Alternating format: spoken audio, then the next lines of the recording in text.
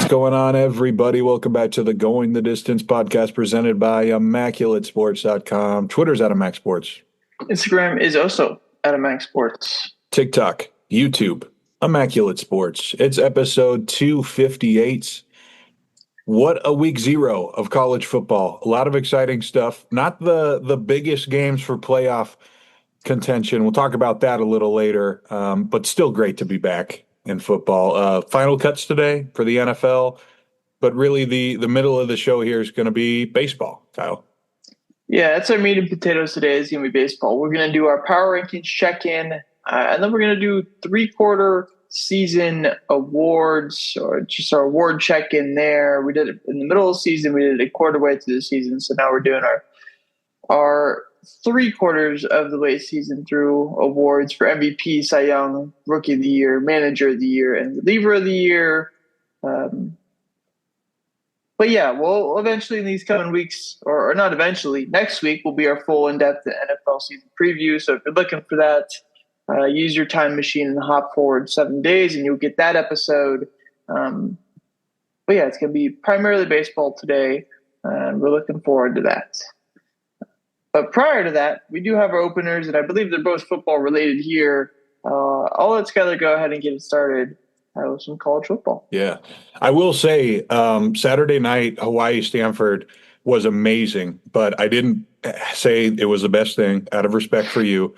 But, shout out to that kid Alejado coming back on the hurt leg and Stanford coming back and then blowing it. That's just perfect West Coast night game football right there. But really the best game I saw was the Farmageddon game, the morning game. Iowa State beats Kansas 24-21. The first half is ridiculously sloppy, raining very bad in Dublin, Ireland. There were 4 lost fumbles in this game. Avery Johnson played really well for Kansas State, but Rocco Becht was better on fourth down, and that was the difference in this game. Avery Johnson's family gets into a fight after the game. I already didn't like them, didn't like K-State, so this helps. Considering I picked Iowa State for the playoff, this one helps a lot.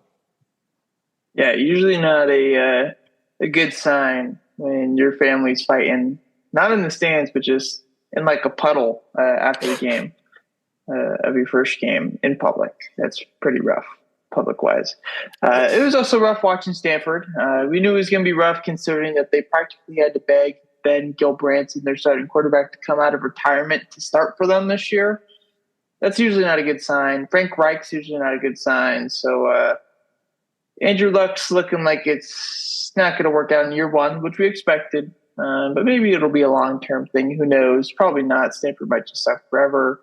But regardless, I'll still be a fan. Anyways, I have a couple of different openers, the first of which is going to be something that occurred on Sunday night. It was our fantasy football drafts in our friend league. Obviously, when fantasy football drafts are going on, that means something's coming back, and that's football season. We talked about sleepers in previous episodes. I got a lot of the guys that I wanted, namely Jahmyr Gibbs at pick number 4, Dak Prescott, my quarterback, Marion Hampton, George Pickens, who I talked about as a sleeper, Mike Evans, who I talked about as a sleeper a little bit, Jaden Higgins, who I talked about, or I believe you talked about as a sleeper. Kyle Williams, another guy that you talked about that I like as well. And I feel confident about my team. But a lot of rookies. I think I took 6 or 7 rookies. But yeah, it's going to be a fun year on that. And then the other thing that we got, Monday, we got news that Amari Cooper will be coming back to the Raiders. We also got news that Jakobi Meyers requested a trade. Hopefully that doesn't turn to actuality, because if we have a receiving core that includes Amari Cooper, Jakobi Meyers, Jack Betch, Dante Thornton, obviously Brock Bowers at tight end as well too, Geno Smith at the helm and Ashton Jeanty as a running back, it's a pretty legit squad. Put up some points. Yeah, exactly. And Amari Cooper coming back doesn't just mean good for the current Raiders. It means good for the Oakland Raider fans of the past. And obviously Amari was a big staple of that 2016 team that went to the playoffs. It's just good to have the guy back, to hear the Coop in the Allegiant Stadium now this time. I know the first time that he's announced in like a player intro scenario, it's going to be pretty cool to see. So welcome back, Amari Cooper. Very nice. Next up, we get into our player, pitcher, rookie in the week, as we always do. This is in the MLB, of course. A lot of different options for player of the week I saw here. Who did you end up choosing as your guy for the week? An honorable mention for me is going to be Junior Caminero. Once again, I feel like he's been talked about every week, basically this second half. Somebody asked me last week if they should bet on him. I think it might have been Brett. It's like a Caminero versus Brandon Lowe, and it's like, dude, Caminero's on fire. Got to take him. He homered that night. But I am going to go with Kyle Tucker. 3 homers, 7 RBIs, more walks than Ks. Tucker's finally getting over that hand injury, and it's just in time to help those surging Cubs. I like Kyle Tucker. I like Junior Caminero as well too, but I went for a guy that had a very surprising good week considering he hasn't really hit his entire time in the MLB, and that's Jared Triolo of the Pittsburgh Pirates. He goes 9 for 17, has a double, a triple, 2 homers, 5 RBIs, 2 walks, a stolen base, and an OPS over 1,600. This guy was a big prospect, hasn't really hit at all in his big league time. And finally has a good couple week stretch here, so I think it was worth to call him out a little bit for a Pirates team that's always searching for offense. On to pitcher of the week.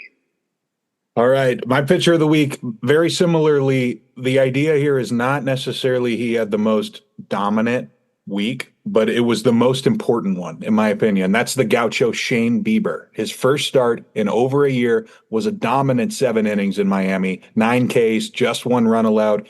Just perfect timing for these guys. They needed another starter. Yeah, Shane Bieber is really good. I did not choose him, but I did see that he had some great stuff in Miami over the weekend. Like you said, 9 Ks. I saw something about his changeup that in his entire career, like prior to the start, he has thrown 7 changeups with like 0 IBB or less in his career.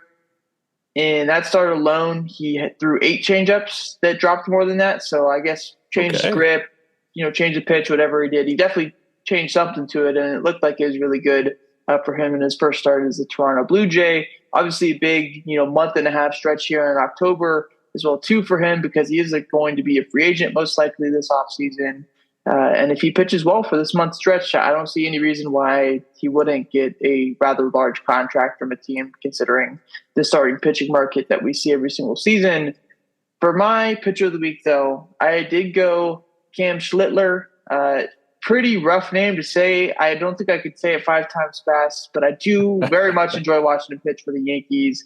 Big time fastball, big time off speed stuff as well too. He goes 12 2/3 innings over 2 starts, only allows 5 hits, no runs, 5 walks, and 16 strikeouts for a Yankees team that's been, I would say, searching for pitching because they've got it, but has been struggling to get consistent outings out of guys, and Cam Schlittler has been a stud. So moving on to Rookie of the Week. Yeah, Cam is going to be my Rookie of the Week, of course. I went back and forth with him for Pitcher of the Week, but this felt like the spot for him. Of course, those 2 fantastic starts, flirts with the no-hitter in Tampa, comes back 5 days later, shuts down the Nats, 12 2/3 shut. Very nice. Yeah. If I went for him for my Pitcher of the Week, I definitely chose him for my Rookie of the Week. So Cam Schlittler gets the Rookie of the Week honors as well, too. Now we move into our top 15 power rankings that we do bi-weekly.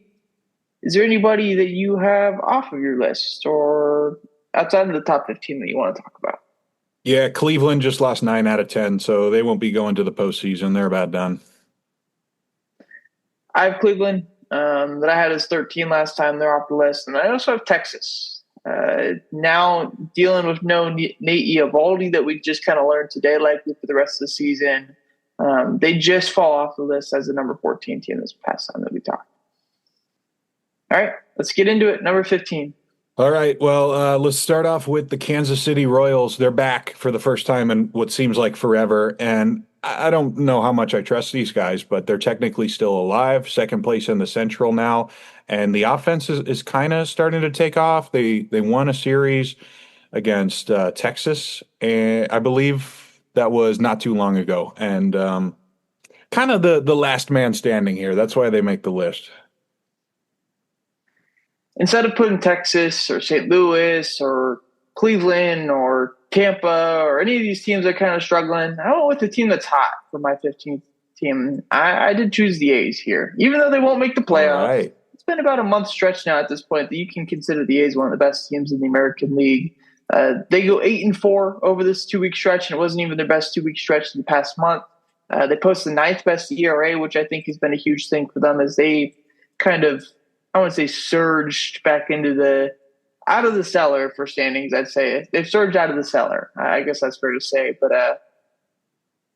obviously not going to the playoffs, still 11 games under 500, but I don't think, any of these teams that are fringe playoffs teams, if they see the A's are on their schedule comparative to a Diamondbacks or Giants or somebody like that, I think they'd rather play these other teams than the A's, and that's why I have the A's as the number 15 team on my power rankings. All right. Number 14. At 14, I did keep Texas at the same spots. Something about Texas having a little more firepower than the rest of the strangling American League teams. This, of course, was before we found out Nathan Eovaldi's probably getting shut down for this season. But hey, these guys just beat the crap out of Cleveland. 2 weeks ago, they won a series against the Yankees. It's not likely, but I'm going to bet on Texas going on a run more so than Kansas City at the end of the season here, or the A's. Number 14 for me is where I slot the Cincinnati Reds. They go 6-6 in this stretch, move up from the 15th spot to the 14th spot. They post the second best ERA out of any team in baseball during this stretch, which I think is huge. Ellie De La Cruz has been struggling, but guys like Miguel Andujar on their offensive run really picking it up for them. They sit 4 games over 500 right now, 2.5 out of a wild card spot. So Cincinnati's hanging in there. And what's been an interesting series for them because they have not been swept this entire year by a team, which is crazy to think with that record. On to number 13. Yeah, 13 is where I got Cincinnati. I'm going to move them up 2 spots, mainly because of the pitching staff. Like you said, if you can shut a team down, you always got a chance. And I don't know how much that's going to work against a team like the Dodgers that they're playing this week, but they're still alive. And I'm going to take them over the Giants in the National League. Number 13 here is where I slot the Kansas City Royals. They were an also unranked team that I have moved up into a spot. They go 8-5 during this stretch, post the 4th highest WRC plus out of any team, mainly because of Vinny Pasquantino, who's just been on a roll right now. I believe now has 29 homers. He had 5 homers in 6 games. This guy was pointed to his Jets hat because Vinny P is a big Jets fan. But yeah, the Royals are still in it, 4 games out after a tough June, July stretch. They've started to play better ball in August and have gotten themselves back into the playoff race. Number 12. At 12, we got the New York Mets. They get a +1. And yeah, it's been a disappointing stretch for the Mets, but they still have a 90% chance to make it to the postseason. And I think this spot kicks off the beginning of the contenders, if we were doing a contender list, because the Mets are just another one of those teams with so much firepower in the lineup. They're going to score runs. Just can you rely on all of those rookies to start your games? Yeah. I also have the Mets as my number 12 team. They moved down 1 spot for me, so a bit opposite, begin in the same spot here. They go 7-6 over this stretch, but they do post the best WRC plus in baseball at 168. Like you said, they're scoring runs. Juan Soto, Francisco Lindor, Pete Alonso, Starling Marte has been off to a pretty good, not start, but August in general. But the pitching, getting consistent starts, been interesting for them. Kodai Senga, since he's come back from injury, has not been as good as once what he was in the beginning part of the season. They've called on Nolan McLean to come up and pitch games for them. They just announced that they're calling up Jonah Tong as well too, which will be super fun to see his debut on Friday. I don't know if it's a good sign or a bad sign that they have to call up these prospects because maybe, these are the guys that can get them to a World Series. And they didn't really have the greatest pitching options before. Or, maybe the inexperience kills them once they get to October pitching in New York. Who knows? But the Mets are at number 12 for me right now. Number 11. At 11, I got Seattle. I'm going to drop them down 3 spots from 8. And the Mariners just lost a series to the Mets. They got swept by Philly, and they looked very vulnerable against the A's. So that's why I'm going to drop them 3 spots here. Cal Raleigh's still killing it, 50 homers now, sitting in that last AL wildcard spot. And I don't really think anyone's going to take it from him. Number 11 for me is where I slot the Yankees. They do move down one spot despite going 8-4 over this stretch, so a pretty good 2-week stretch for them despite moving down. They post the second highest WRC plus in the league.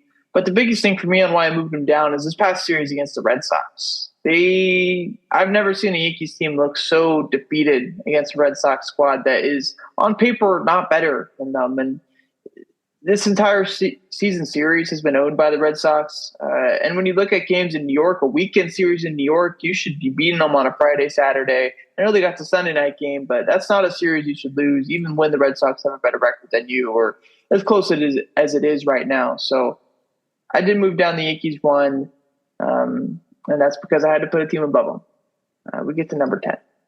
Yeah, number 10, I got the Yankees, and I am actually going to move them up one spot because of that great week.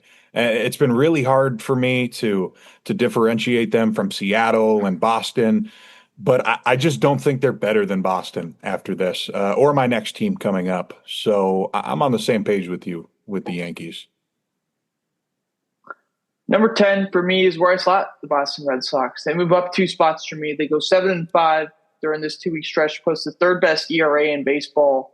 And that's the biggest thing is their ERA. We know this team was going to be able to hit the entire season. Once they called up Roman Anthony, their offense has kind of just stayed hot ever since because Alex Bregman came back as well too. But the biggest question for them with their playoff capability was their pitching. And now we're starting to see them get legitimate starts from guys outside of Garrett Crochet. Brian Bayo has been amazing this season. Lucas Giolito has started turning some good starts. And the Boston Red Sox seemingly have a formidable playoff rotation now if it comes down to a 4-man spot. And that's why I moved the Boston Red Sox above the Yankees as well, too, to number 10, which brings us to number 9. All right. At number 9, I have the Houston Astros as kind of a buffer in between the two rivals in the East, sticking at the 9 spot. And again, with Houston, they just can't seem to separate themselves from Seattle, but they have looked good against the other playoff teams. So winning the series at Yankee Stadium, and then they're back home against Boston. I like Houston more than the Yankees. I like the pitching. I think that it's a lot more sustainable than what the Yankees are doing when it comes to the postseason. Yeah. I also have the Houston Astros at number 9. They moved down one spot for me. They go 5-7 over this stretch.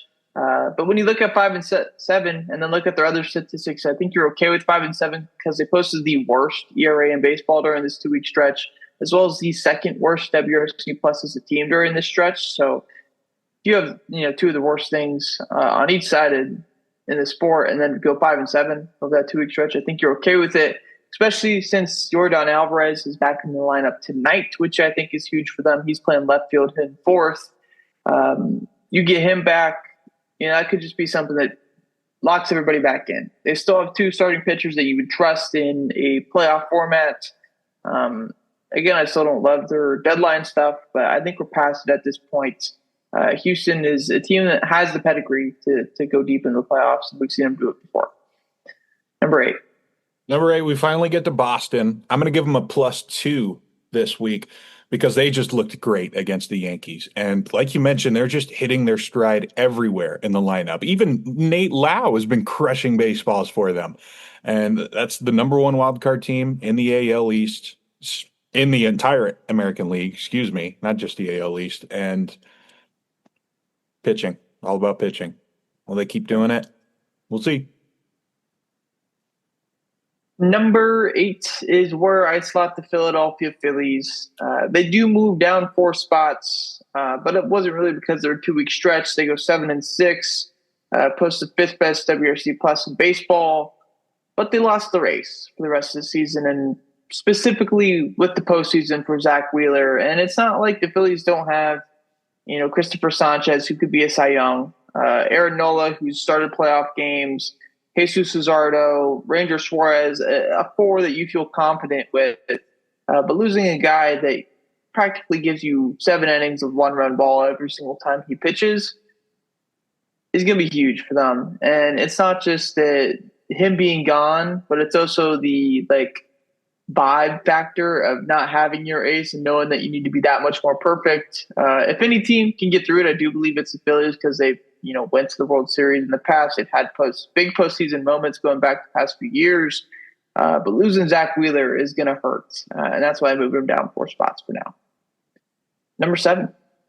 At 7, I got Toronto. I'm dropping them 2 spots down from 5 because I just can't tell if they're on the same level as the other top 5 teams yet. After some recent matchups with like the Dodgers and the Tigers, it's been close, but still, it's hard to ignore what they've been able to accomplish. Sitting atop of the AL East, 77 wins. They score a ton of runs. They got a ton out of their veteran pitchers. Scherzer, Gausman, Berrios having great seasons. So I still trust them. I'm just going to drop them down because I don't know if they can beat anyone better than them yet. We'll see. Number 7 is where I slot the Seattle Mariners. They do move down 2 spots for me. They go 5-8 over this stretch, post the 24th best ERA in baseball, so not good.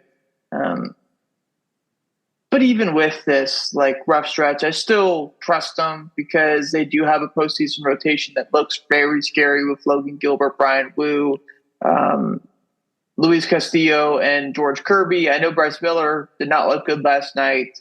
But I'm not really too worried about the 5th man in a 4-man rotation, especially for them. The lineup, Cal Raleigh's just been Cal Raleigh all year. I know the record doesn't say it right now because they're behind the Yankees and the Red Sox, but I do trust their lineup more with Suarez and Naylor in there as well too. Cole Young's also had some big hits as well.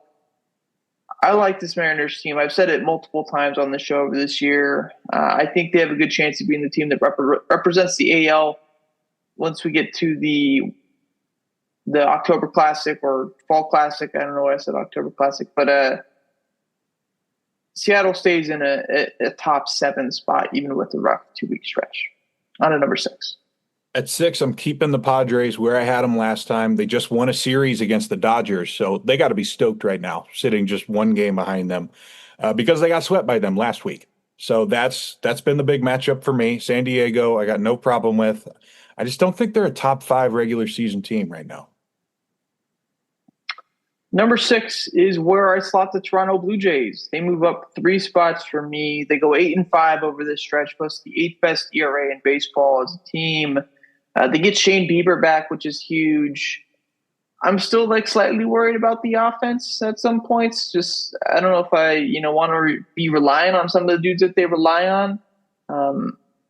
But they got a ton of good bets as well too. Varsho, Springer, Alejandro Kirk, not Christian Kirk. That doesn't make sense. Bichette, Vladimir Guerrero, they got a deep squad, and I think that's what helps them. And they got a good rotation as well, too. Number 5. At number 5, I got the Phillies. I only dropped them down 2 spots because this team is so fun to watch. But losing Zach Wheeler is an absolute killer on a contender list. Specifically, they probably dropped down way further, like you mentioned earlier. But for regular season, I have no complaints so far. So I'm only going to drop them down 2 spots. They made Seattle look like a AAA team. They got some of the best depth in baseball. I think they're going to be able to finish really strong. Once they get into a playoff series, things could change, of course. But as of right now, to finish off the season, I think they're going to be great. Number 5 for me is where I slot the Chicago Cubs. They move up 2 spots. They go 9-5 during this stretch, plus the best ERA in baseball at 2.76 during this stretch. Even with the 26th best WRC plus, I'm not too worried because Kyle Tucker got his swag back this past weekend. That's something that's been big for them ever since he started his slump in early June or maybe July. But regardless, he hasn't been hitting for a while. And now that he's back hitting, that's got to be a huge confidence booster for their team. Biggest thing for them, it does kind of seem like the division's out of it at this point, being 6 games back. Or however many games back that they are. I think it's 6. They got to get that number 4 spot because then you get to at least host a wild card series. If you're in the 5 spot, it's going to be a big difference. And one of the teams that's the Dodgers, Padres, or Cubs is going to have to play an away series in that wild card spot, and that's going to be big. So Chicago. goes up 2. Yeah. On to number 4. Chicago's going up 3 for me. And it's the same idea that you said, literally everything. They win 8 out of 10. Kyle Tucker breaks out of the slump. Cade Horton is looking like a legit top starter. And potential Cubs-Brewers postseason matchup would be amazing after watching them go at it last week. So, yeah, +3 for the Cubs. Number 4 for me is where I slot the San Diego Padres. They move up 2 spots for me. They go 7-6 during this stretch. A series win versus the Dodgers is huge. 5th in ERA, 8th in WRC plus. The one thing that frustrates me with this squad is their lineup building. Is that Luis Arias is still hitting second for this team. He has not had the greatest year. I know he's still hitting like 290 or whatever. But there was this at bat that he had. I want to say it's against Yamamoto on Saturday to hit second in the first inning. Fernando Tatis, I believe, works like a 9-pitch walk or something like that. Arias comes up, has a great at-bat, fouls off like 2 pitches, gets it to a 2-2 count, and then he just hits a weak ground ball to second base, double play. Everything you worked for in those first 15 pitches against Yamamoto is completely gone. It's just washed. And it made me realize what the ceiling is for Luis Arias this year and how he's been, that with him just hitting singles, him not hitting the balls in the gap and getting runs in, it doesn't really make sense for you to have him in the number 2 spot, especially when you have Ramon Laureano hitting 6th or 7th for you with hitting 300, 900 OPS. The power has been there since he's gone to San Diego as well too.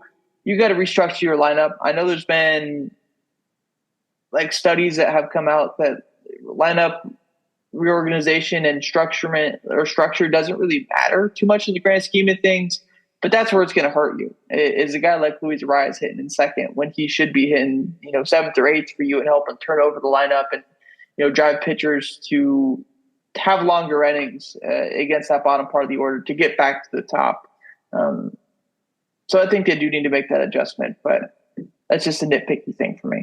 It's like putting gold Nick Kurtz in the 2 spot on co-op. It's like, what's the point, man? Yeah, you don't need to do that.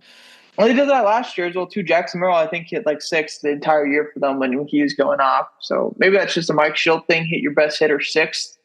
And that's probably why he's, never really won jack shit. But moving on to number 3. Yeah, number 3, we're kicking off the top 3 with the Tigers. I'm going to give them a +1. Last night was awesome for our guy Bangaliers, but other than that, Detroit has been on fire. League high 9 wins over the last 2 weeks, so I moved them up.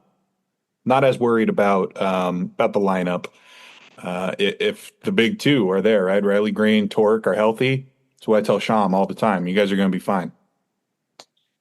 Number 3 is where I slot the Dodgers, actually. They moved down 1 spot for me. They go 7-6 over this stretch. They do pitch and hit well, 10th in ERA, 9th in WRC+, but that's what you've kind of come to expect from a team that's at the top of the league every single year. What I do like from them, Dalton Rushing starting to get going a little bit. Alex Freeland is a guy I've actually kind of fallen in love with these past couple of weeks in his swing and some of the metrics that he can post, but injuries are still a problem for this team. I'm curious how they navigate some of the stuff in the bullpen as well too. At the end of the day, like they've gone like a couple months now at this point where it feels like they go 5-8 or 7-6 over a 2-week stretch, post a top 10 ERA and a top 10 WRC+, and like that doesn't add up. They need to be going on a stretch where they win 5, 6, 7 straight games in a row. We haven't seen that from them in a while. So if they don't do that, I think I'm okay with putting them at the 3 because the team at number 2 and number 1 has done that this year. Starting off with number 2. Yeah, I kept the Dodgers at the 2 spot, and it has been a very weird season for them. But the interesting thing about them is that they might be the only roster that gets deeper as we get later into the season with everyone coming back. So I think as long as they win the NL West, they're going to be, and this is I predicted you were going to put them at 3. So I said, as long as they're first place in their division, they're going to be top 3 for us. Number 2 is where I slot the Detroit Tigers. They move up 1 spot. They go 9-4 over this stretch, posting 7th best ERA while also posting the 7th best WRC+. So a little symmetry there on both sides for them. Team's been good all year. You could say that they just beat up on the Central. I was going to say the South. That is not. what it Not is. yet. But I guess I guess they don't really beat up on anybody in the South. It's more the North. But regardless, the Tigers have been playing good baseball. They lost yesterday in a rough game. Fun one to watch for the A's. But this Tigers team is really good. They're deep. The lineup hits, even if it's not guys that you're completely familiar with. If you're a casual fan, these guys know what they're doing. The bullpen's deep as well too. Unless they got that Summers guy in who gave a bomb to Nick Kurtz yesterday. But Tigers are good, man. That's why they're the only team in the top 5 in the American League for me. Which takes us to number 1, and the team has been number 1 for the past couple of weeks. Yeah, Milwaukee's holding on. They have come back down to earth after the 14-game win streak, but they are still up 5.5 games on the Cubbies, at least now. I don't know if anyone's finished their game from this morning. I haven't checked yet, but we'll know for sure after their upcoming series. Toronto and Philly, that'll be some great baseball and a big test for them for the postseason. But their next man up mentality has been really fun to watch. Will it be Vaughn, Terang, Sal Frelick, who in the dugout looks a lot like Ryan Braun to me for some reason? Durbin, whoever it is, they always step up when it matters in the 9th inning. Yeah. Milwaukee's number 1 for me as well, too. They don't move at all. They go 8-6 during this stretch. 6th in ERA, 3rd in WRC plus. They hit, they pitch. They got a back on the bullpen that's not to be fucked with Abner Uribe and Trevor McGill. Aaron Ashby. Aaron Ashby as well too. He's solid. They got good names. They got good guys back there. Again, just like the Tigers, they're very synonymous in this, that they don't really have the super big name guys, but they got the guys that are gonna, post just enough to get the win and do a good job, do the things the right way. And the Brewers are just the best team in baseball over the past couple of months, and that's why they're number 1 for both you and me. Which brings us to our third quarter season award check-in. 3/4 quarter. I don't know. I don't know why it's like kind of tricky to think about how to phrase that, but regardless, we're getting into it right away, starting off with the AL MVP. We're just doing runner-up and winner for these right now. We don't want to get into the top 5, top 12, top 87, whatever it is. But the runner-up for the American League MVP is... That's going to be Aaron Judge of the Yankees. If Judge doesn't miss that week after his slump, who knows what the odds would look like right now. But I'm giving the tie to the catcher, the harder position to play. And we'll get into that in a second. Yeah. I went Aaron Judge as well, too. I had Cal Raleigh as my midseason MVP, so I kept it that way. 7.3 WAR for Judge is actually the same as Cal Raleigh now. They've caught up to each other at this point. I think the biggest thing for Judge right now is the power's kind of dropped off a little bit. I know he still has 40 homers, like no slouch, but we haven't seen him go on a stretch like he has in the early part of the year where it was 5 homers in 6 days or 4 homers in 4 days, whatever it may be. We just haven't seen him go on that stretch in a little bit. And I'm kind of feeling that with my fantasy team right now. Regardless, 93 RBIs, a 193 WRC plus is still phenomenal. Still a ridiculous player. Probably still the best hitter in the league. But I think there's a bit more of a complete package that we see at the winner spot in the AL MVP. Yeah, that's going to be Cal Raleigh. 50 homers. We have never seen a catcher have a season like this before. We're starting to get into Johnny Bench and Josh Gibson territory right now. So that's why he gets the edge over Aaron Judge. Of course, Salvador had the record, but he didn't have this all around kind of season where he's just an absolute monster and everybody's afraid of him. And this isn't supposed to happen. So Cal Raleigh, congratulations. You got very good odds. Cal Raleigh, AL MVP right now, 7.3 WARs tied with Judge, 50 homers, 107 RBIs, 86th percentile fielding run value now as well too. Just jumped up a little bit over the past couple months. He's the epitome of a power defense catcher. He's what all these old heads think Salvador Perez still is at this point, I'd say. He's amazing. I hate watching him play because I'm an A's fan, and I hate him just hitting bombs against us. But he's really, really damn good, and I can see him winning the MVP this year. I think he deserves it now at this point as well, too. Yeah. Which brings us to the National League side, and we'll get started with the runner-up here. Not as clear for the runner-up, I'd say, in spot. Yeah, it's not clear, but Kyle Schwarber has been awesome. And it's kind of odd not having any shortstops on either list this year, but Chicks dig the long ball, and he's got a lot less controversy on his resume than a Juan Soto or a PCA or a Tucker. So I'm going to give it to Kyle Schwarber for his 45 bombs.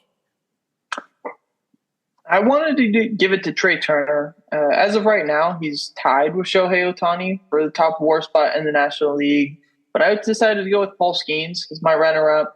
5.4 WAR, a 2.07 ERA, and 161 innings pitched is phenomenal. 10.1 K per nine. This guy just goes out there and gets shit done. And that's really cool to see from a guy that young. Paul Skeens, will he win an MVP in his career? I don't know. He will win a Cy Young eventually if it's not this year somehow. But he definitely deserves to be at least in the top three for MVP, and that's why I put him as my runner-up. Which brings us to the winner, a guy who's on pace to win his fourth in 5 years. Yeah, that would be Shohei Ohtani-san. Just absolutely ridiculous. We mentioned that even if he didn't pitch at all this season, this was probably his award to lose, and he just goes out and dominates once again. 45 homers, just like Schwarber. He steals bases. Only Judge has a higher OPS. And, on the mound, it's been hit or miss, but still an incredibly valuable piece to have. A guy who throws that hard and strikes that many people out. It's unbelievable, and he's going to win another one. Yeah. Shohei is the MVP. 45 homers, 84 RBIs, 17 stolen bases. This is a bit down from this year, but who cares? 5.9 WAR is the best in the National League.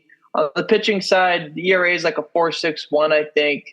But the numbers behind it are still really good. In 27 and a third innings pitch, he's got an 11.52 K per nine with a 2.06 FIP. And I believe his expected ERA, even though I didn't really want to talk about expected stats here, is like in the twos or threes as well, too. He just really had one blow-up start, which caused that ERA to bubble up to or balloon up to 4.6. But regardless, this is a guy that can make playoff starts for you while also being one of the most prolific hitters that we've ever seen in MLB history. Which brings us to the Cy Young Awards. Always fun to do. We've got a tight race in the American League. Who is your runner-up? Yeah, really close, but I decided to go with Crochet for the number 2 spot. Excellent. No complaints at all. Even the walk numbers are down this year. We were, I guess, not really concerned. We both were on page with Garrett Crochet. We had him in the rankings for Cy Young before the season started, but to actually do it and throw this many innings, incredible. Yeah, Garrett Crochet is my number 2 as well, too. 5.3 WAR right now, 166.1 innings pitched at 11.2 K per nine. Walks, like you said, are low. For him, 2.38 ERA, 2.58 FIP.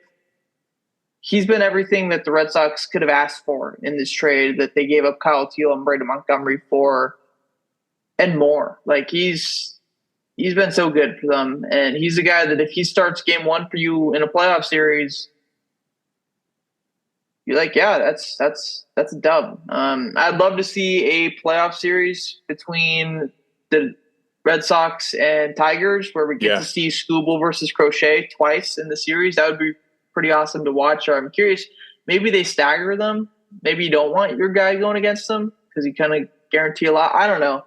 Regardless, Garrett Crochet is my number 2 because there's one guy who's just better than everyone, even if people want to say he's not. Yeah, that's Tarek Skubal.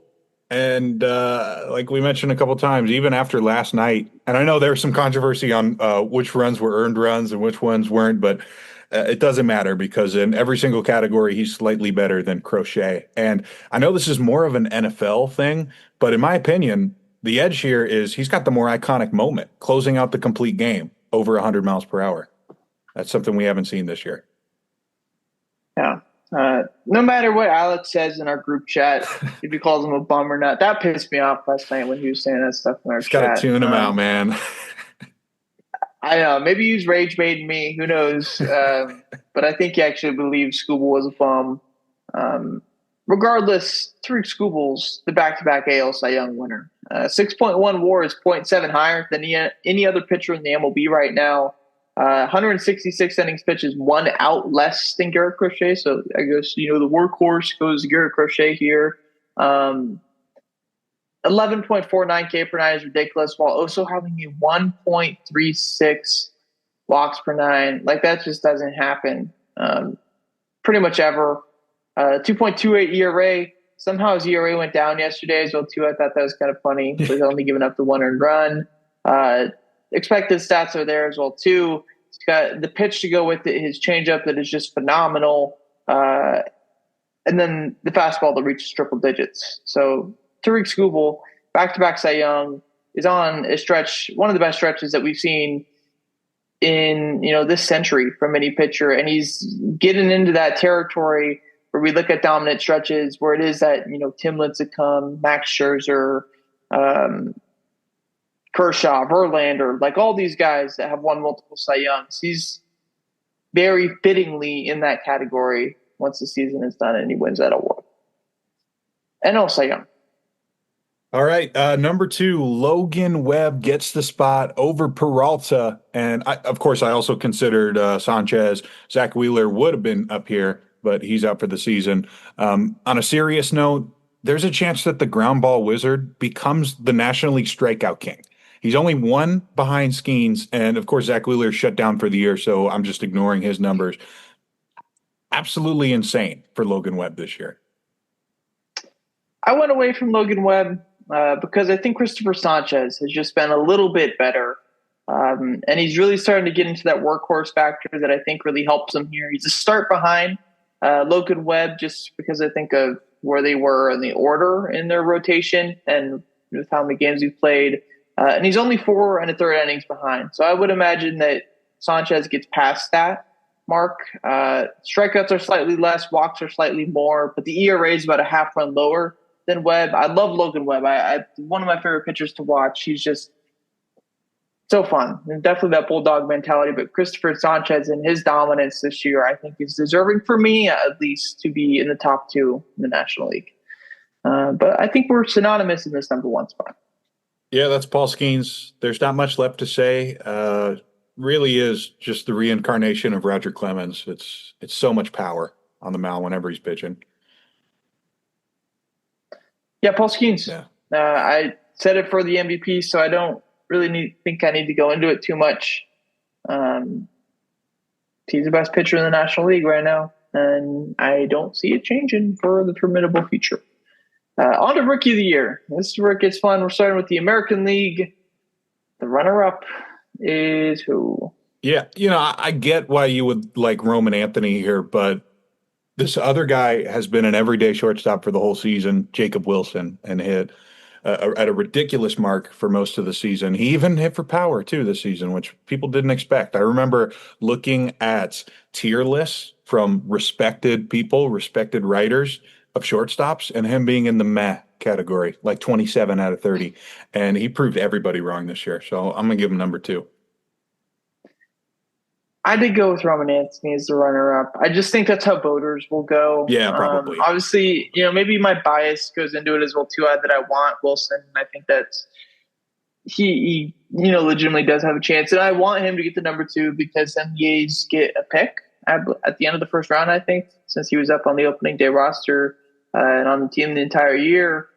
But I think he needs to play better than Roman Anthony over these last 30 games of the season.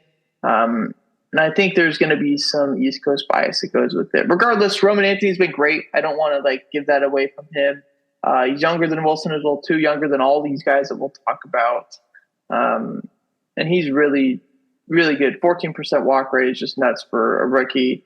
And now we're starting to see the power a little bit as well, too. He's got 6 homers. But, I mean, come on, there's only one winner. Yeah, it's the Demon Deacon. That's Nick Kurtz. A 1.0 OPS, 27 homers, still hitting over 300, and was not up early either. So just fantastic.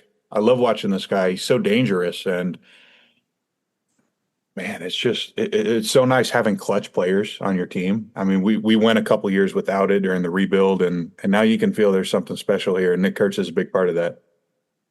Yeah, he It marvels me every single night that you watch him play. And a stat that I've talked about this year is pull air. And that's something that really comes into play when you don't have the ability to hit balls to the opposite field out like Nick Kurtz does. But you can throw that number out the window for Nick Kurtz because he can put it out wherever, whenever, at any stadium, at any time. Snow or 115 degrees in July, like he's got the ability to do it all. And that's very special as a hitter. We're starting to see him fully get the respect of a best in the league type hitter now with the walks and just how people pitch around him if there's an open base, or not even if there is an open base, but if there's two outs, nobody on, even with Brent Rooker on deck, whatever it may be, he's getting walked. It's no joke about it. 5-pitch walk, 4-pitch walk, see at first base. We've seen him start stealing bags, I guess, and make him that dual threat. But he's phenomenal. He's the best hitter as a rookie I think I've ever seen in my life, and I'm happy that he's an A. He's just so good. It's wild that after just losing a guy like Matt Olson, to find someone who may have an even higher ceiling, it just blows my mind. Yeah. And Olson in his, brief 2017 rookie 2-month stretch that we got to see him, and he hit 24 homers, I think, in 60 games. I was like, oh, this is phenomenal. He dropped off a little bit from that, and I think that was the highest quote unquote full season that he ever had OPS wise. And maybe this is for Nick Kurtz, but even if he drops to a 950 OPS guy, fuck it. That's what the MVP has in Cal Raleigh. So yeah, if he wants to do that, go ahead. He's still ridiculous. Anyways, moving to the National League Rookie of the Year, we'll stop salivating over Nick Kurtz for now. We'll wait until next week to get back into that. But Rookie of the Year runner-up in the National League. Chad Patrick was a guy I've been, really hoping would get the attention. It hasn't really happened, even though he's been great. So I'm going to go with Drake Baldwin. He's really fallen under the radar this season. It's probably because Atlanta's been terrible, but to hit this well as a rookie catcher shouldn't go unnoticed. This is potentially a 30-homer guy in the future at catcher. So I'm going to give him his credit here. Number 2. Yeah, I went with Drake Baldwin as well, too. He's been great for Atlanta. I think if he was I don't want to be this guy. I got Isaac Collins first, but Isaac Collins is 28 years old. And I think if Drake Baldwin was 22 instead of 24 or 21, I would give it to Drake Baldwin over him. Just because I think, a 21-year-old rookie having a great season is worth more than a 28-year-old rookie having a good season. But regardless, Isaac Collins has been really good. Drake Baldwin's been really good as well, too. I just think Baldwin's been a little bit less good, I guess. So, phenomenal analysis right there. Less good. Yes. That's what I got for him. But the winner. Yeah, I love all the Milwaukee guys. It was really close. But I've been a big Cade Horton guy all season, and he hasn't been disappointing anybody. A sub-3 ERA, Cubs team that desperately needed somebody like this in the rotation. It's been a perfect fit. Maybe a lot of people were confused. Why didn't they go after another starter at the trade deadline? Maybe this guy's why. They don't need anybody else. Yeah. I did go with Isaac Collins for my Rookie of the Year. Good two-way player. He's a 28-year-old rookie, but he does everything right now. He doesn't strike out a ton, walks a good amount, plays good defense in left field as well, too, which is valuable. Cade Horton's been great.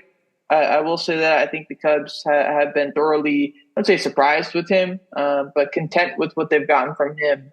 But I think Isaac Collins has been just a little bit better. Anyways, moving over to the Manager of the Year, probably the most boring awards that we'll go over. The runner-up in the American League. Let's shout out AJ Hinch again. Their team is still, I won't say dominating, but at least dominating the West right now, despite all of the injuries to the pitching staff. And just talk about that lineup. About a month ago, no one on that team was recognizable. So shout out to AJ Hinch for keeping them under control at 500 for the past couple months or so. My runner-up is going to be Alex Cora. This was probably the toughest spot for me to find out of anybody that we did in this entire thing, was finding the second place guy, because usually I like going to the manager that really hasn't been there, or the team is kind of up and coming. I thought maybe putting John Schneider in this would make sense. I decided to go against it because that roster is not very young. And it's not really, he's got a lot of talent on that team, was what I'm trying to say. And on paper, it's a good squad, regardless of any manager. Still, John Schneider's had a great year. But yeah, Alex Corey's got some younger guys on that team. I think he's done a good job with those rookies. Maybe anybody could do a good job with those rookies and the talent that he's been given. But Boston and Alex Cora gets my runner-up, which takes me to the winner. At the top, I will be easily switching away from Kevin Cash from the midseason, and I am going to go with John Schneider. And I don't disagree with you. I think that the writers are probably on your side, but the way Toronto really came out of nowhere, right as the baseball world was ready to give up on them, I think that's at least going to get Schneider into the top 3. And after that, it was just my pick. I picked Toronto was the most shocking to me. I kept AJ Hinch as my winner. I know the Tigers, at this point, this would be their second straight year in the playoffs, but them being the best team in the American League still kind of surprises me. You look at their roster, they got some good pieces, but there's not an Aaron Judge. There's not a Vladdy Jr. There's not, this massive superstar that we're seeing them rally around. And, no slack to Riley Green. Especially on the offensive side, specifically, obviously Tariq Skubal, like we've talked about at nausea, this show is the best pitcher of the league right now. But he's just a singular starting pitcher that's going out there once every 5th day. So AJ Hinch and the job that he's done outside of just putting Tariq Skubal out there every 5 days, I think is worthy of getting the manager of the year spot. On to the NL side and the runner-up. I got to laugh because I completely screwed up I combined number 2 with Detroit and Houston. But it doesn't really matter. I guess John Schneider was just like a rant, and I ended up moving him to my 1 spot, even though he wasn't. So sorry, AJ Hinch and what's his name? Espada? Joe Espada, yeah. Espada, okay. Anyways, on to the National League. We'll start off with Pat Murphy. Ridiculous season with Milwaukee, but he won it last year. And I feel like they usually go every other year with those kind of managers. So that's all. My runner-up, I went with Terry Francona here. They're not in a playoff spot right now, but Cincinnati's made some improvements this year. I think that's worthy of it. And I'm not putting Mendoza there. I'm not putting Schilt there. I'm not putting Counsell there because he's been there too many times. Dave Roberts, hell no. Rob Thompson, I don't think should be there either. And I'm not giving it to Bud Black because he got fired about 4 months ago. But and Bob Melvin, you're not either, buddy. I think Darren McCullough, I'm blanking on his name exactly what it is, but my Marlins manager could be worthy, but I think Francona gets the up on him. Takes us to the winner. Yeah, I'm going Craig Counsell.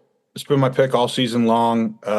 It was a big task to take over the Cubbies, and they've been awesome. They're not in first place, and maybe that's where Pat Murphy comes in, and they just give it to him back to back. But I felt like the Cubbies, even though they spent a lot of money, were in a really weird spot, and it wasn't a guarantee that they were going to go on this crazy run this season. So I respect that from Craig Counsell. I did go Pat Murphy for Manager of the Year. I'm curious on what the odds look like right now. I haven't looked at them at all, but Pat Murphy with that squad, the Brewers have made changes year in, year out where you're like, okay, they're probably going to drop off quite a bit this year, and somehow they just end up keep getting better from the year past. Maybe that's because of their farm system, and maybe we look at Executive of the Year here and give it to their GM. But they produce talent. They get a lot out of the rookies, and they get a lot out of guys like Isaac Collins, who are 28-year-old rookies that we've never heard of before, putting on phenomenal seasons and likely going to win the Rookie of the Year. Reliever of the Year, an interesting award here, now being officially recognized by the BBWA, which I somehow don't realize that they didn't do before. And we'll get right into it with the runner-up in the American League. Yeah, Aroldis Chapman. Is it crazy that I had no doubts that this would be a great fit? And he still got a sub-2 ERA, only 2 blown saves this season. fantastic. Perfect rental. Yeah, Aroldis Chapman's my runner-up. In one of my fantasy leagues this year, I took him to be one of my closers. And I got some like laughs in the league, like, "Oh, you think Aroldis Chapman at 37 after having a rough couple of years he'll be worthy of a closer spot in Boston?" I'm like, "Oh, I'll take a risk. It's Aroldis Chapman, and it's paid off for me. He's walking people less than we've ever seen before. He's still striking guys out at a crazy rate. ERA at 1.06, maybe not the highest amount of saves, but he's been dominant for the Red Sox." And a big reason why they've, hung on to games late and are in a playoff spot right now. But the winner for the AL reliever of the year. Yeah, that's going to be Andres Munoz of Seattle. A ridiculous start. Didn't give up a run for forever and then had a little bit of issues. But the last time I watched him pitch against the A's, I just knew this was going to be the guy. When you throw that hard and have your slider, sweeper, whatever, have guys swinging in the dirt, every single time they were swinging in the dirt. This guy is maybe the filthiest reliever in baseball. Yeah. Andres Munoz, my reliever of the year as well, too.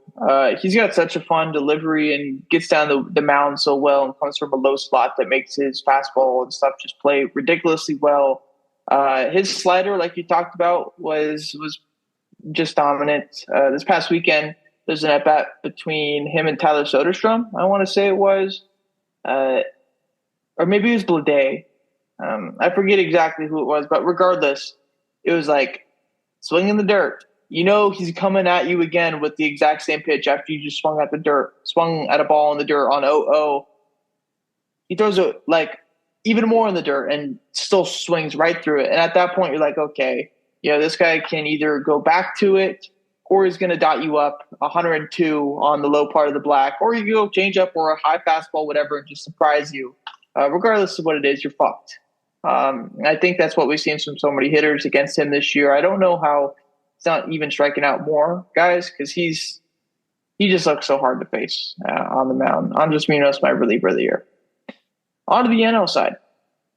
Yeah, Trevor McGill's been a pretty cool story, but I think they're going to go with the guy with some more innings, Robert Suarez, San Diego. Kind of a chalk pick, I know, but he's got 34 saves. That's the most in the National League.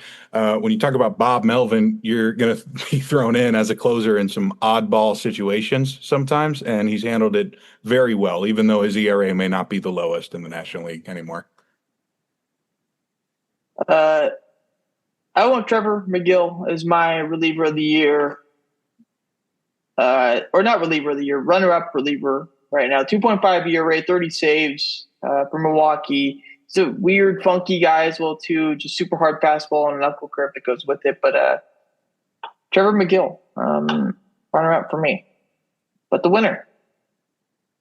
Yeah, the winner's going to be Edwin Diaz of the Mets. Ridiculous this season. Still sub-2 ERA, 1.65. He's got a ridiculous amount of strikeouts, 72. I think that's by far the most in the National League as I'm looking. Mason Miller's now over there, but you get the idea. Still a freak, Edwin Diaz. He's back. Injury didn't seem to mess up his arm too bad, just his foot. So good for those Mets. They got something going, right?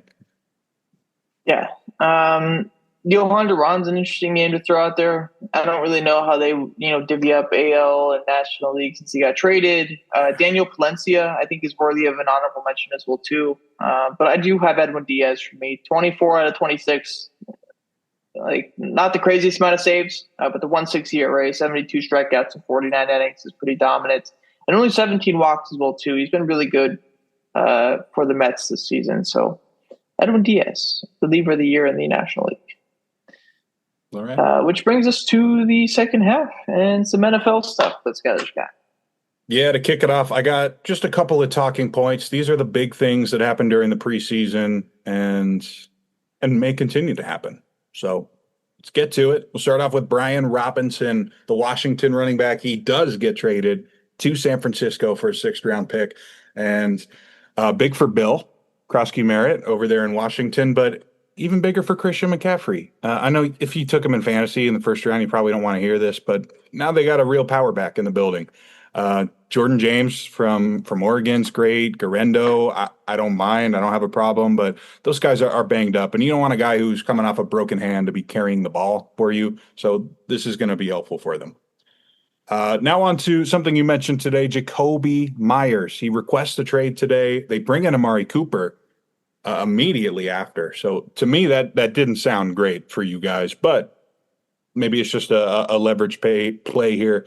Excuse me, Jesus. You got a guy with 100 catches, 1,000 yards, doesn't drop the ball. Someone's going to want him if they don't pay him. That's what I'm thinking. I've seen it's from what I've seen is that the Raiders, have no intentions of moving him, which is obviously a good thing. And I think we've seen it more these past couple of years. I think Deebo Samuel is really the first guy that comes to mind where it's a receiver that requests a trade. Boyce is on, discomfort or whatever, and the team ends up signing him to a long-term deal.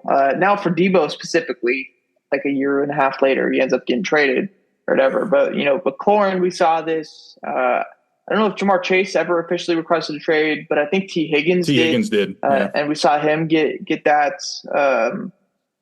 We've seen it a ton now at this point. And I think Jakobi Meyers, he isn't obviously that type of level of receiver, maybe closer to what Deebo is now. But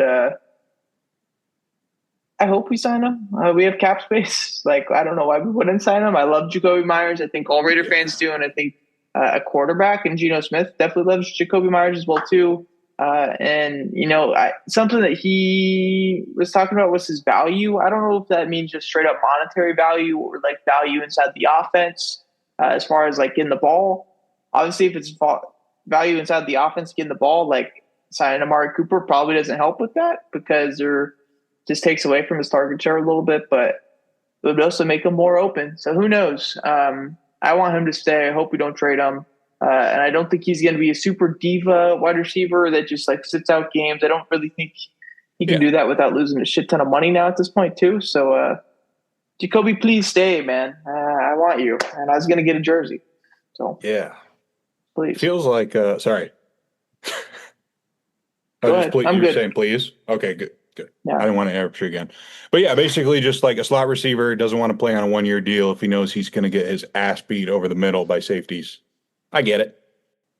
The last piece for this segment, it's going to be Micah Parsons versus Jerry Jones. One of the craziest pieces of drama this entire offseason, right? Micah Parsons, during the last preseason game, basically laying back, taking a nap on the trainer's table, just trying to make a statement or something, talking to the Atlanta fans. Oh, bring me in, guys. It just gets weirder and weirder because at first it looked like Micah Parsons was the bad guy. And then we find out Jerry Jones is going behind the back of the Players Association. Darrelle Revis made a post last night. He's good friends with the commissioners over there and basically saying, Jerry, we heard that you were trying to go around the agent to basically scam Micah Parsons into coming back for cheap. You can't do that shit anymore, dude. It's 2025, Jerry. This isn't the 90s, all right? Like, this is just going to end poorly. This was a guy I thought was going to come back easily, but now we find out Jerry Jones is potentially trying to screw over his superstar. This is going to end poorly. Yeah. Well, Jerry's not going to let him leave. Here's the thing. That's true, right? Whether he's a free agent or not, he's gonna do something.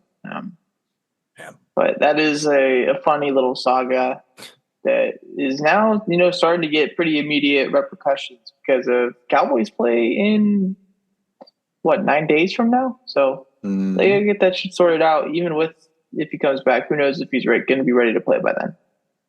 Well, all right. That's all the drama in the NFL. We got another week. We'll be back next week with our season predictions. But now it's time for the week 1 college football preview. I got 6 must-watch games this week. Just let you know what's going on here. Thursday, we kick it off 2:30 Pacific, 25 ranked Boise State goes to South Florida, Raymond James. The first real test for Boise before they go to Notre Dame. And what should be a great game considering that the playoff is on the table for both of these teams. These teams are usually ranked between like 20 and 40. And if you're in the group of 5, that's pretty good. So I'll be watching out. Should be high scoring, explosive. Friday night, 5 p.m., another good one. 2 unranked teams. It's Auburn at Baylor, 2 former Southern powers looking for their breakout years. I'm really excited to see Baylor senior quarterback Sawyer Robertson because he finished off last season with 440 yards against LSU. And Auburn just got Jackson Arnold over there. I'm hoping he plays a little better than we've seen him. And this should be another great game. On to Saturday, 9 a.m. It's the game of the week. It's number 1 Texas at number 3 Ohio State.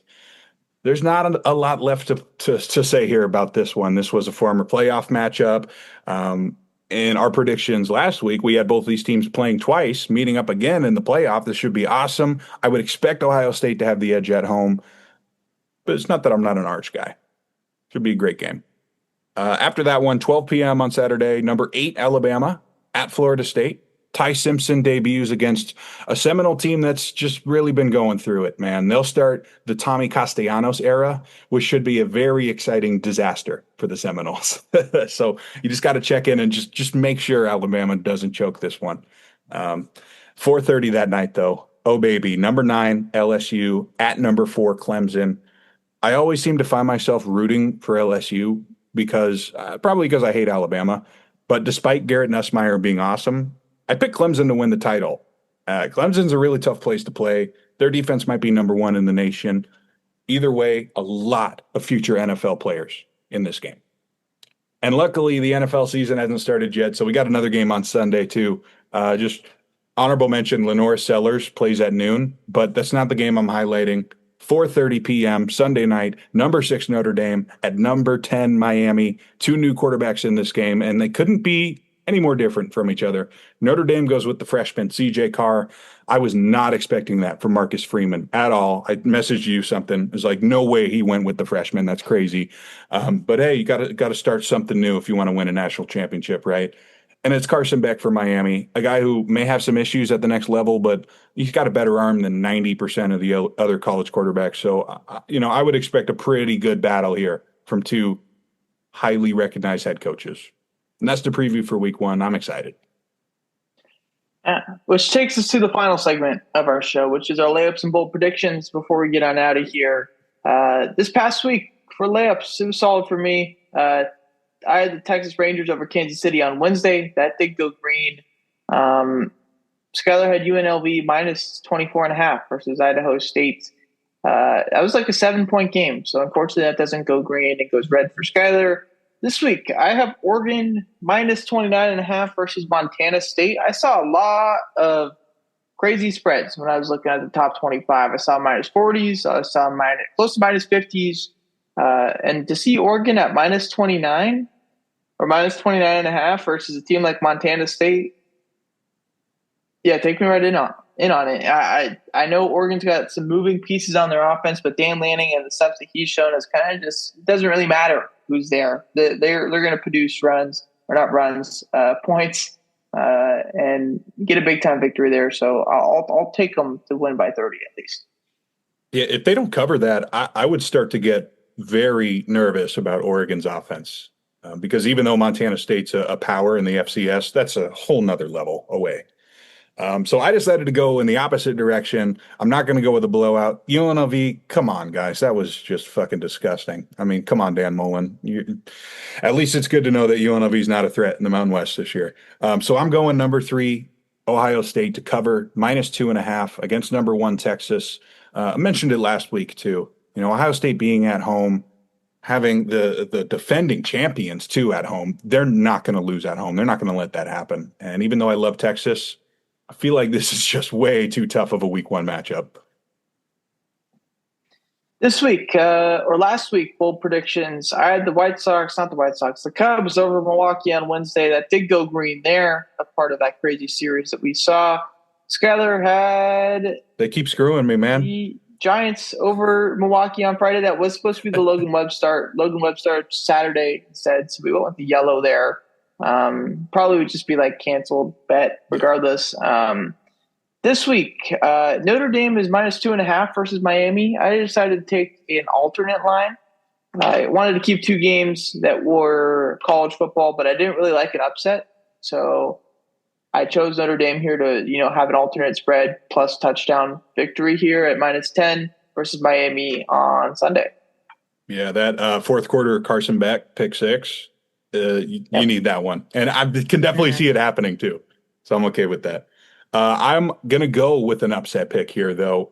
Again, it was really tough to find matchups of teams that know each other. But here are two former Pac 12 teams. We got UCLA winning against Utah plus 195. UCLA's at home. They got Nico, Iamaleava. Utah's got a lot of NFL players, too. They got a first round left tackle, Spencer Fano, but Devin Dampier, the quarterback, just came from New Mexico. It might take them a while to get used to this. Utah was not good last year, so I'm taking Nico. That's going to do it, though, for episode 258. Next week, 259, we'll recap some college football games. We will probably barely talk about any baseball, but we will guarantee have you the full in-depth NFL season preview. What does that include?